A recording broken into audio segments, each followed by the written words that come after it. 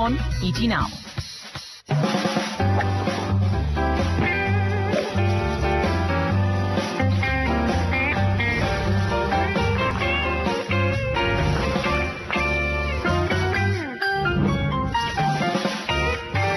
Thanks for tuning into Tea Time. I'm Chaiti Narula and we're at Unitech Golf and Country Club in Noida, rather very picturesque golf course. The weather is quite warm but doesn't impact our game of golf. Now, once an introverted and home-driven Indian customer today is waking up to a nascent yet formidable eating out culture. Discussing the vast potential of the food culture in much detail is Dev Amritesh of Jubilant Foodworks on Tea Time with me. On the show this week, we have Dev Amritesh, President and COO of Dunkin Donuts India.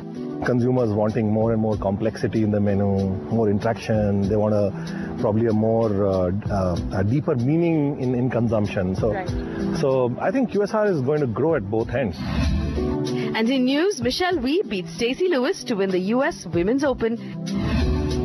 And Mikko Ilonen wins the Irish Open.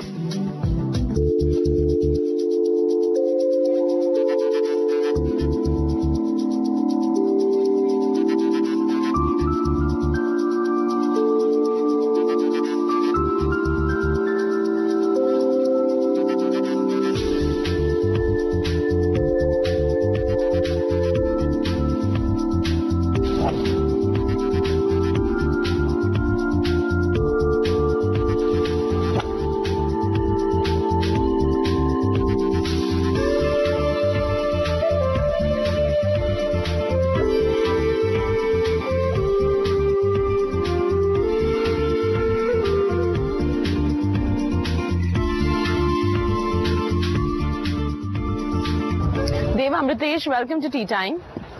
Hi. Lovely having you on the show today. Pleasure. Let's hit the brass tacks now, straight away with the food services market.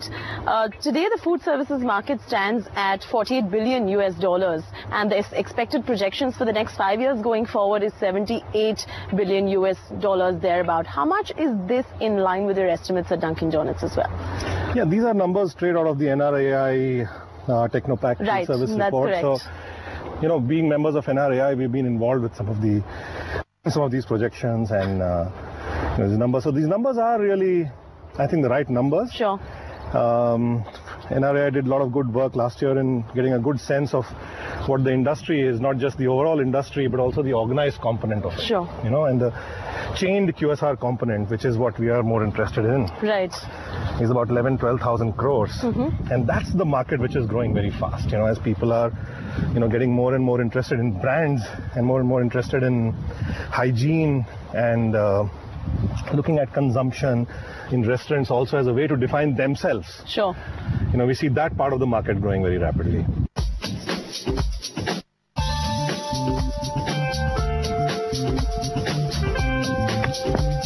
Not bad.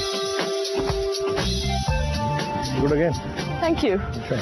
So Dev, now let's talk about the quick service restaurant numbers a little bit. The quick service restaurant numbers are outpacing the market by about 25%. And while you said that it was passé, it's really, it's really contradicting somewhere when you hear the numbers outpacing the market. So what would you attribute these factors to, and why would you say it's passé when the numbers show 25% of outperformance? So, first of all, let me clarify. It's not passé at all. Okay. I think it's very current. Okay. I think QSR in its current form has a lot of potential to grow over the next 8, 10, 15, 20 years, I think. You know, I think the consumption in India of generally out of home is still very low. The penetration numbers are still very, very low. What I meant about QSR in my earlier discussion with you is that there's an opportunity at the high end. Right. There's an opportunity, there's a new trend at the top end of the market where we see that there is a room for more brands and more complexity in the market. Now it's making sense. Correct. Earlier, while one or two brands were able to satisfy the needs of the entire marketplace, what's probably going to happen is some of the larger brands are going to become bigger and bigger and going into more and more towns. And their job is probably going to be to recruit more and more consumers. So, for example, Domino's Pizza is present in more than 150 cities, I think. You know, so it's in India itself. In India, yeah. Wow. Yeah, I mean, I don't know exactly what the number is, but 130, 140 cities, right? Right. And so that's where a lot of recruitment is going to happen, a lot of first-time consumers are going to enter the QSR market. On the other hand, brands like us and a few other chains like us are going to come in at the other side of the market, where we probably see some more trends of consumers wanting more and more complexity in the menu, more interaction. They want probably a more a deeper meaning in consumption. So I think QSR is going to grow at both ends. So Dev, now eating out has become a big trend now today in the consumers, and there's a huge potential with the food services industry as well, with consumers becoming more discerning, and in some sort of a form or the other they think that is one way of entertainment as well. Now, also by them going out so much, it's a huge revenue for the government in terms of the exchequer earning from tax revenues as well. How then is it important for the government to recognize this and realize food services as a very important part in their revenue stream as well? Do you think they're recognizing the potential, or they're failing to recognize the potential at the moment? I think there's an opportunity to do more. Right. I think with the levels of penetration that organized food service has in India, is still insignificant part of the larger food service market. I think there is a lot of opportunity for growth. It is going to happen. Sure. And probably it is going to happen at a faster rate than it is going to happen in single brand retail. Right. Because the benefits that branded food service chains offer in terms of hygiene, or in terms of the quality of innovation, or new products, or the entire experience that chains offer is far, far higher. Secondly, the kind of employment generation that happens through organized food chains is dramatic. I mean, we have close to 25,000 employees working in our company. So that's a lot of employment generation. I think the whole ecosystem of suppliers, vendors that work along with these companies in terms of the cold chain getting developed. So there are a lot of benefits other than just the simple benefits of the exchequer. Yeah, I think so. As part of the larger overall development agenda, I think food service is going to play a crucial role. With food service development, cold chain development always happens, because food service needs frozen and fresh products. I think so it is very critical, and probably it is more important than what seems apparent at first. And I'm very confident that it will become easier and better to expand food service market in India. Well, so the players in the food services market are banking on a lot of hope and a lot of optimism from the newly elected BJP government. On that note, let's take a quick break right here on Tea Time. We will stay in conversation with Dev Amritesh of Dunkin Donuts and discuss the sector and his company in much more detail. Stay with us.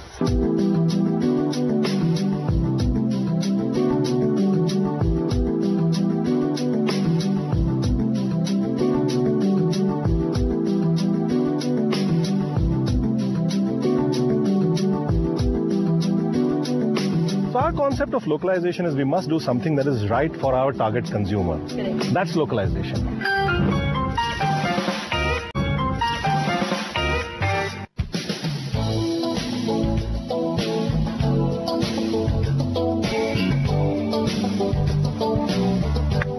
Good shot. Thank you. Thank you so much for staying with us on Tea Time, and welcome back. And we're still in conversation with Dev Amritesh, and we're discussing the food services market in much detail. Now, Dev, when you started Dunkin Donuts here, I mean, my observation simply has been that your biggest learning from where you left off at Domino's within the Jubilant Food Workspace itself was the fact that localization was key with the way you have designed the menu today at Dunkin. Am I right? Am I wrong? And why localization? Yeah, you're absolutely right. It's just that we have a deeper insight on localization. And even at Domino's, if you look at the menu, you would find that localization for us doesn't mean just adding masala or samosa or something like that to the Indian menu. I mean, it'd be funny to order samosa donut, obviously. Yeah, so, that's what typically people think, when they say localize kar do, make the... So our concept of localization is we must do something that is right for our target consumer. Correct. That's localization, okay? At Dunkin Donuts, I talked to you earlier about us talking to a certain kind of consumer. Correct. The adult QSR consumer.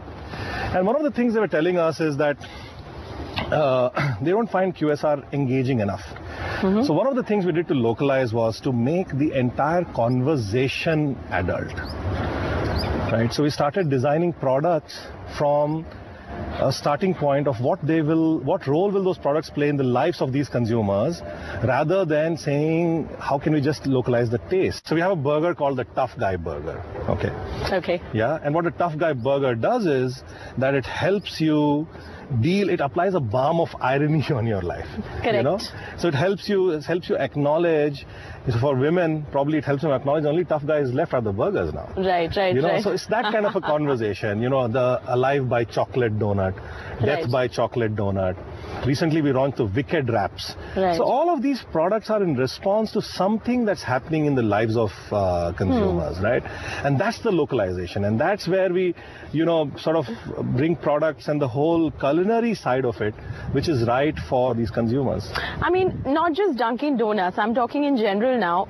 How important is localization really for foreign players or foreign brands to come into India and cater to the Indian taste? How important it is for the Indian consumer today to have these products localized for them?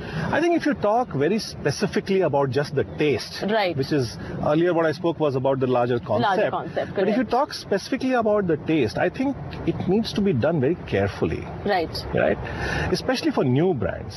When brands like ours enter the market, consumers have a certain expectation from us. Because they've tried them abroad. They've tried them abroad, and even if they haven't tried them abroad, they don't expect us to be doing stuff which a quintessential Indian brand would do. Right. So it needs to be done carefully. In our case, our strategy is to have a brand with an extremely Western vocabulary. Correct. Right? Correct. But include those things in the menu from the Western Dunkin' Donuts world that resonate with the taste profile of the Indian audience. True. Instead of picking up, recipes from traditional Indian menus and bringing them into Dunkin' Donuts. Right. So I think that's our approach. That's the difference. That's the difference. Whereas if you're a brand which is well established, already has huge set of consumers, and then you could look at doing something which is a little more Indianized, right, for a certain target group.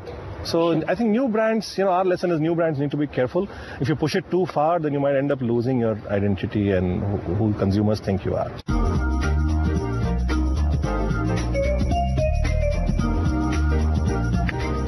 Sure. So now let's talk about the reduced discretionary spending in India. Post the downturn, of course, and quite recently as well, we've seen the consumer is not spending that much because of inflation and many other factors. You've been quoted somewhere saying that your brand really is recession-proof. How come?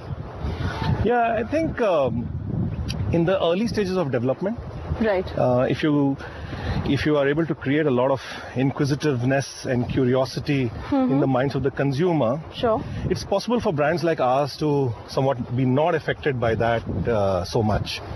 Because after all, when you have a few stores, we have only 29 stores right now. Right. In Bombay, we just have 2 stores.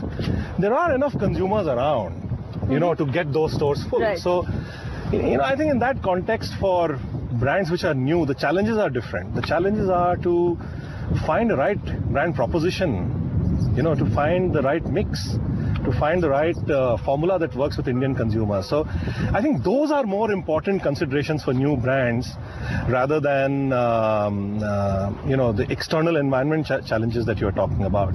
I think as the brand matures and as it acquires more and more customers, and as it becomes more concerned with issues of repeat purchase and frequency and penetration, I think that's when macroeconomic factors will become more relevant. So for the first 2-3 years, I think the problems and the challenges and the thinking is more internal. And as you establish the ship and as it sets course in the ocean, I think that's when you start to worry about macroeconomic factors. All right, time now for you to play your game.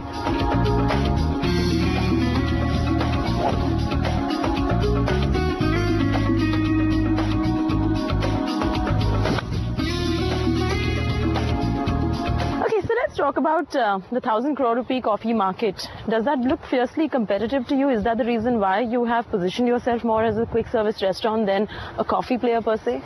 No, not really. I think coffee is an extremely important part of what Dunkin' Donuts does in India and around the world. But the context in which we want to do coffee is more in a QSR setting rather than in a coffee shop setting. We like to infuse a lot of things into our coffee, get some chocolate into it, get some butterscotch into it. So make it like a beverage which is fun and cool for people to have, and not just a beverage which is you need to sit down and be sophisticated. So I think our take on coffee is slightly different. We're going to stay with coffee. We're going to also discuss about how you all were in talks with Starbucks earlier to bring them to India as well. But all that and more on the other side. Let's take a quick break right here on Tea Time. Dave and I will see you on the other side very shortly. Stay with us.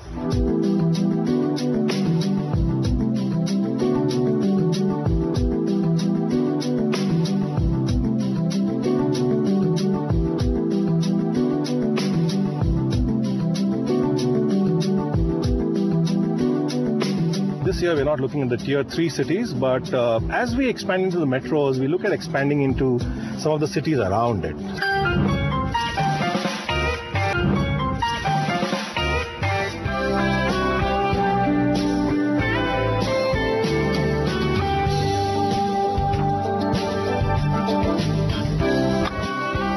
Okay, go ball. Yeah, you can putt from there. Probably. Yeah. Well, thank you for staying with us on Tea Time. We're still in conversation with Dave Amritesh of Dunkin Donuts, and he's somewhere trying to better my game as well, as far as golf is concerned. I'm playing quite over par for a par 4, but that's such is life.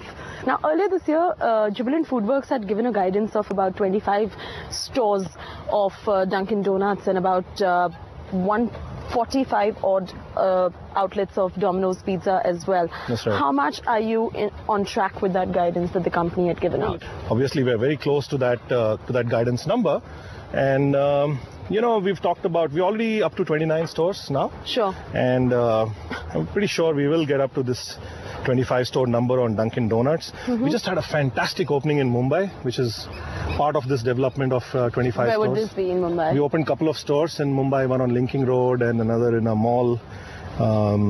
So we had great response there. We're looking forward to getting into Bangalore very soon. So yeah, we are on track for on our development. I mean, Tier 1 is your obvious target market. What about the Tier 2 and Tier 3 cities in this country? So definitely this year we're not looking at the Tier 3 cities, but as we expand into the metros, we look at expanding into some of the cities around it. So, you spoke to me about your expansion plan and the fact that you are on track with the guidance that you had given earlier this month, which also means that you're spending quite a lot if you want to have 25 outlets of Dunkin Donuts in this country in the next 1 year going forward. How much are you spending in total on all of this at Jubilant? Well, typically on a Dunkin Donuts store, the investment is in the range of 85 lakhs to 1 crore. Right. So, that's the kind of expansion that with 25 stores, that's the kind of capital infusement that will go into the Dunkin Donuts business. Right. Per store? Per store. All right. Now, so say there are about 25, there are about crores this year as far as your expansion is concerned. Is that a fair estimate? And yes, and some more investment in setting up, manufacturing locations, factories for setting up, donuts. So all of that adds up to a little more. We don't really share division-wise, capital numbers. Right, which also brings me to a very interesting point that since you don't do that, which means you bank quite a bit on the infrastructure created by Domino's Pizza as well, isn't it? Are you being able to leverage and capitalize on the infrastructure and the backbone created for Dunkin Donuts thanks to Domino's being here many, many years before you introduced Dunkin here? I think that's the key strategic advantage that Jubilant Foodworks brings to any new brand. Right. And the leverage is not just in capacities and in factories. For example, the donut factory in Mumbai is co-located with the pizza dough making facility in Mumbai. So is the case going to be in Bangalore. But the leverage is far more than just the factories. Okay. The people, leadership, for example, I came from Domino's Pizza. Right. Many of my team members are ex-Domino's Pizza people. So it's a great growth opportunity for our people for them to move into new roles. The entire, IT infrastructure, for example, is leveraged. Right. We have a lot of leverage in supply chain. We're trying to even get the trucking leverage. So the same truck goes and delivers vegetables to a Domino's Pizza store and a Dunkin Donuts store. Right. In terms of insight, consumer insights, market research, so having a read on the market overall and seeing where the two portfolio of brands play. So yeah, the leverage is in many more areas, and that's really beautiful part of how Jubilant FoodWorks works, and I think that gives us some advantages too.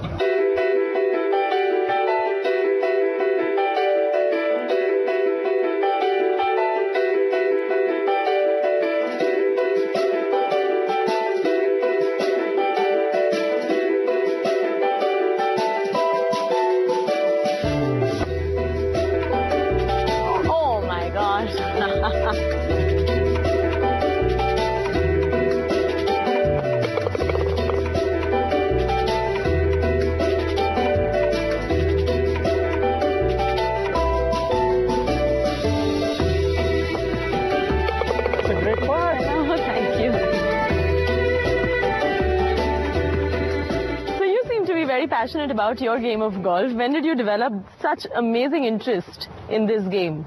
I'm pretty convinced that my enthusiasm for the game far exceeds my talent for the game. But I love it. You know, I started about 8 years ago, I think, when I first moved to Delhi from Bombay. Bombay, there wasn't much golf, and I didn't know much about golf while I was in Bombay. But when I moved to Delhi, and especially to Noida, I started seeing golf courses all around. I used to drive by the golf course every day, and my boss Ajay Kaul. I know, he plays golf. He's an avid golfer. He's a member here at Unitech. Yes, he's a very good golfer. So he introduced me to golf, I think maybe about 9 years ago, and initially I didn't, take it up seriously. So he gave me my first lesson too. One thing led to another, and there's so much golf around here in Delhi and all over. It's very easy to play golf here, and it's a great way to unwind and get a little bit of boy time or men time, once in a week, and discuss things that you don't normally discuss with your colleagues or with your family. Just discuss and have an escape from everything. So yeah, it's great. Are there any players that you really find your inspiration to play, to live your life? The rules? Absolutely. I mean, it could be another sports person as well. Not really. Generally, I have a weakness for sports people. Okay. I'm a failed sports person myself. I used to be a good badminton player, but because of various reasons, I didn't make it. So I still have that, that yearning towards. Yeah, I think I still have that sense of loss. And whenever I see, and I know what sports people go through, and I know what they have to overcome. Absolutely. So generally, I have a lot of weakness for golfers and all sports persons. So I'm more a fan of people like my friends who are professional golfers, like Amardeep Malik. He trains out at the golf course where I do.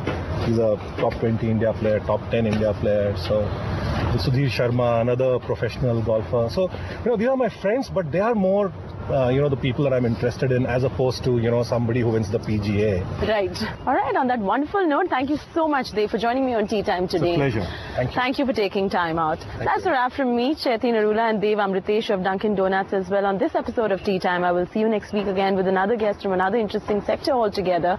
Until I see you next weekend, enjoy the flight of a good drive.